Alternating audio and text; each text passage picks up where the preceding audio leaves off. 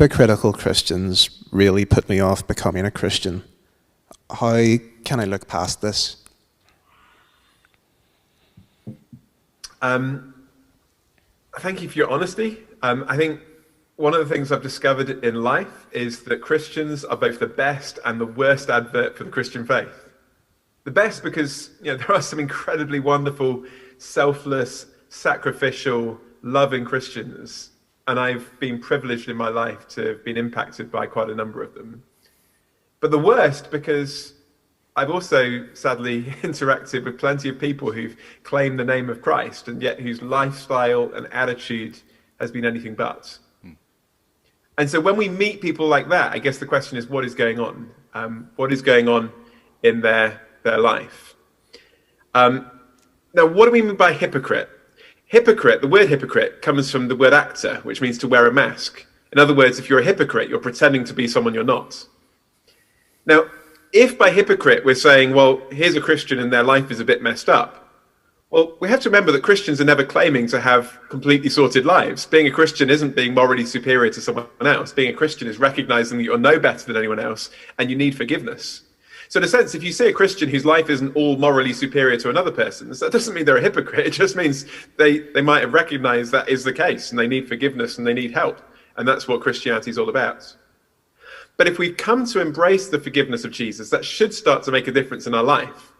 The Bible says it should kind of manifest itself in fruits, in the way we live and love and serve others. And if it doesn't, or it doesn't seem to, the big question is what's happening. And it might be that the person that you're thinking of is actually claiming to be a Christian, but has never experienced the reality of Jesus in their life. And Jesus himself says there are plenty of people who will claim his name, but don't really know him. So there are plenty of people like that. They are truly hypocrites. There are some people, though, that just get it wrong. And Christians can get it wrong. But if they are genuinely following Jesus, hopefully they'll come to a point where they say, I got it wrong, I'm sorry. And they'll ask for forgiveness from God and from the people they've hurt. That should be a mark of that. And sometimes we have to also remember that Christians are a work in progress. So just because they aren't living up to the kind of standards that you might expect of them, you don't know what's happened in their life before. So just to give you one illustration before I finish, a friend of mine who lives close to us here used to work in the south of London, and they were working among gangs in South London. And among some of these gang members, a number of them have become Christians. And one of them came to my friend Amy, and they said, Amy, now we've become Christians, we're no longer going to carry guns. And Amy was like, oh, that's really good.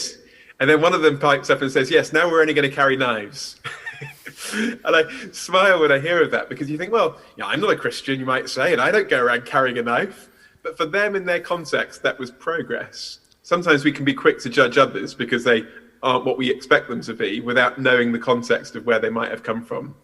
So sorry, that's a bit of a longer answer, but obviously I don't know the people that you have in mind and the experience that you've had of them. And it could be one of those three things that's going on in the life of this person that you're thinking of. But just because you found a fake doesn't mean there isn't something real. I don't reject £50 notes because some of them are fake. Actually, some of them are fake because actually there's something precious about a real £50 note. Just because there are some fake Christians, don't reject all of Christianity on that basis.